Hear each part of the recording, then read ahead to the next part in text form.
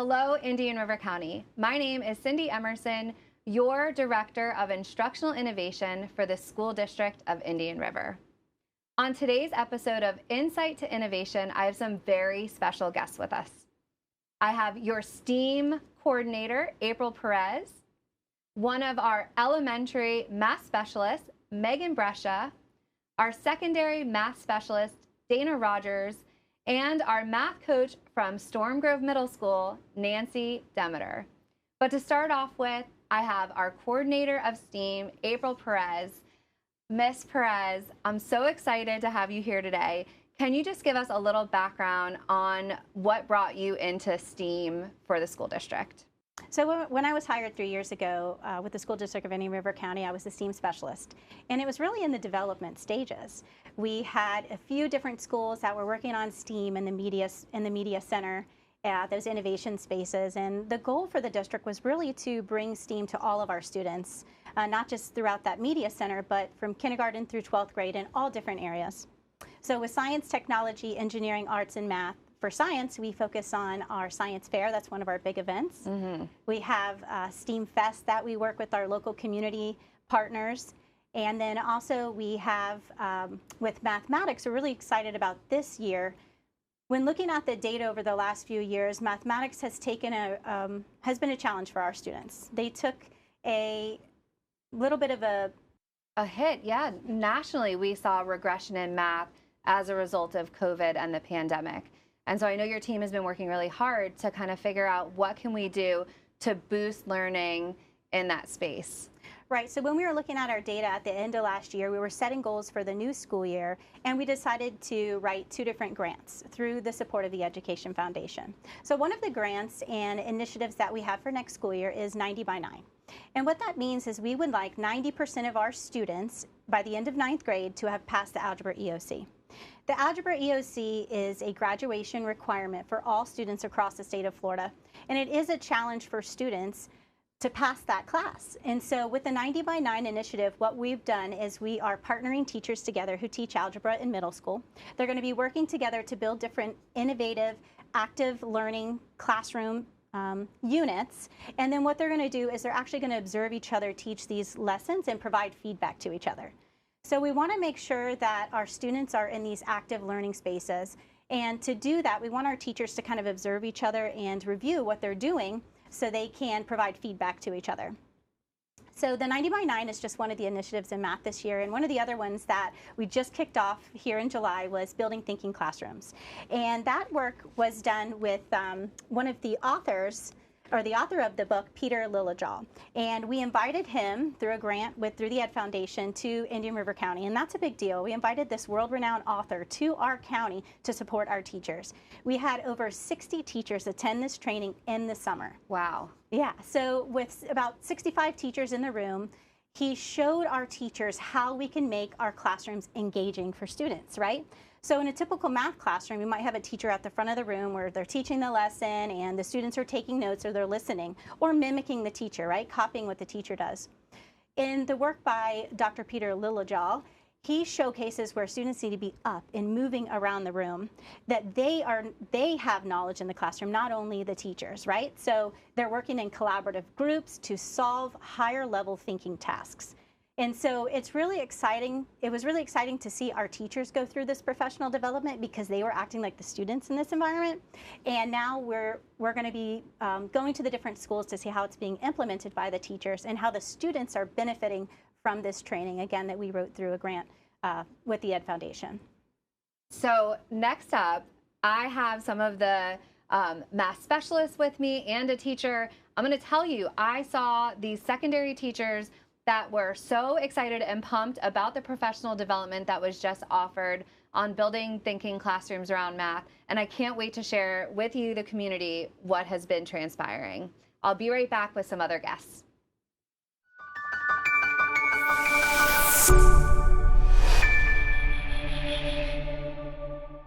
So we just heard from April Perez, our STEAM coordinator, about a very innovative approach to teaching K-12 mathematics with building thinking classrooms.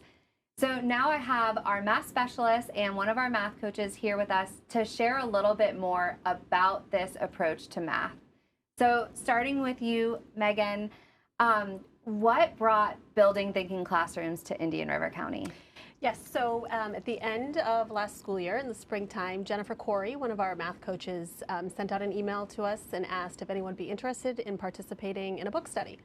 And there was an overwhelming response to, yes, we want to to do this. And so what we did is we met through teams weekly, and we would discuss and reflect on the different chapters of Dr. Lillejaw's book, Building Thinking Classrooms. And from there, we had several coaches that supported teachers trying to implement it in their classrooms for this school year. And from there, the teachers reported huge shift in student engagement and student achievement. So when we went back to reflecting on this past school year, we wanted to build capacity within our classroom and within the school district. And so we were able, through the Ed Foundation, to have Dr. Peter Lillejaw come and provide professional development for, like April said, over 60 teachers in our school district. And I have just seen such positive responses from the teachers out there, so excited about training. And so, Dana, why is Building Thinking Classrooms such an important approach, and how do you see this working for our district moving forward? So this year, our math teachers will be introducing the new best standards for math, as well as the MTRs, which are math, thinking, and reasoning standards. And with those standards, they promote a student-engaged classroom. So we'll be going away from the traditional classroom where students are sitting and they're taking notes, teachers are lecturing, and students are mimicking the teachers by just writing down the steps of having to solve the problem. Moving to the student-engaged part of it, where the MTRs, they encourage the students to work together, in student engagement, and to learn deeper math. And when students are learning deeper math, we better prepare them to take the higher level courses. What's exciting about the Building Thinking Classroom is that the practices support the MTRs. For example, one of the practices, which I love, is students are paired or they're grouped in threes and they're working in a vertical non-permanent surface. So they're standing there, they're presented with a challenging but attainable problem that they solve, and they have the opportunity to look around at other groups to see how they are approaching the problem. Ooh, that's really powerful. Yeah, so working together, that helps them to be engaged in the problem. And what's important is that the teacher can walk around and facilitate the process. They can look and see what every student or how every student is approaching the problem. They can provide support by questioning the students or questioning the group to help them move forward through the problem, or they can provide an extension for the students who have finished the problem and are ready to move on. So I think that is very essential because every student is getting either differentiated instruction or just feedback to help them to solve the problem successfully. I love it, and it sounds like it's really building off of the soft skills that we know are so important for students to be able to work together collaboratively, but also to fail forward and to feel comfortable in learning from their mistakes. And so to make it like a public practice that this is how we now approach math, I think will make math seem so much more attainable for students. Yes. It's always been, you know, the subject that has been feared, and it sounds like we're going to be able to eliminate that fear and really celebrate moving forward. Absolutely. So Nancy, as a coach, how do you see this moving forward being implemented at the school sites? Well, at Storm Grove, we're not having much trouble because I've got teachers just texting me, calling me, wanting, you know, I couldn't get but 3 into the PD, but I've got 3 teachers that I didn't strategically pick. I was trying to do each grade level and I ended up with 2 6th grade teachers and an 8th grade teacher. And we're going to implement the model classroom. And I've got a couple of other teachers that have already asked, you know, they bought the book, they've read the book over the summer. And what we're going to do at first is these teachers that were at the PD are full in. Within 48 hours, I had them the whiteboards to make their classroom. They were defronting their classrooms, wanting to know how do you think I should set this up? And I think the fire in them came from the PD, and I can't say Peter's name like they can say it. So he told us to call him Peter. Me either. You know? So when we walked in, we were told to bring nothing but a pen and pencil. And that's basically what you would want a student in this type of classroom to do. Of course, that's not reality all the time. But we walked in and we were students from the minute we walked in, and much needed PD we always get. You know, teachers were getting phenomenal PD from the district, but this was different because we were experiencing, and it was challenging our thinking process, and we were finding ourselves working in groups for an hour and a half at a time, standing and not even realizing how much time had passed. And within this working in these groups together, you're randomly selected. You know, he does cool things like you don't intentionally group all the time. Right. Randomly group. It builds teamwork, you know, lack of fear in the classroom, like you said, to fail forward. It does take some facilitating, a lot of facilitating on the teacher's part, but within that, he showed us he would never tell us the answer was right. So once we got the answer was right, he challenged us. He raised the bar. You know, so this is not only bringing in monitoring for the teacher, which they're always looking for, formative assessment for the teacher, differentiation to either lower the challenge if you see kids are struggling right then there where they're having fun. You're not having to deal with as much paperwork, you know, and so we experienced that from get-go. We were there for 6 hours, and I bet we were standing for 4.5 of it. And he would not show us anything without us standing up and coming. That's what the classroom, get the kids moving, you know, and don't give them a chance to just mimic you, you check it. Mimic you, check it. He said this thing that resonates with me.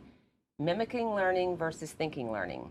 And right along with our new best standards, which, you know, mathematical thinking and reasoning standards, which Dana mentioned, it goes hand in hand. And so I'm looking really forward to supporting the teachers that have already stepped forward and are doing it. I am so excited about this. And as we move forward with the district, part of our practice is we make it so public. We do so many walkthroughs and giving our teachers strong feedback and opportunities to grow and move forward. Thank you so much for being here and sharing this, because again, I've just never seen math teachers so excited about teaching, and you know, in the summer for them to take the time to do this type of professional development and to leave feeling like it was so meaningful, relevant, and allowing them to improve their pedagogy. Kudos to your team. Yes. And so I hope you have enjoyed our Insight to Innovation focus on building thinking classrooms with mathematics. If you want to learn more about it, please visit our website at www.indianriverschools.org. And if you'd like to financially support professional development around math or STEAM, please visit the Education Foundation of Indian River County to help continue to support grants around access, professional development, and support for teachers. Have a great day.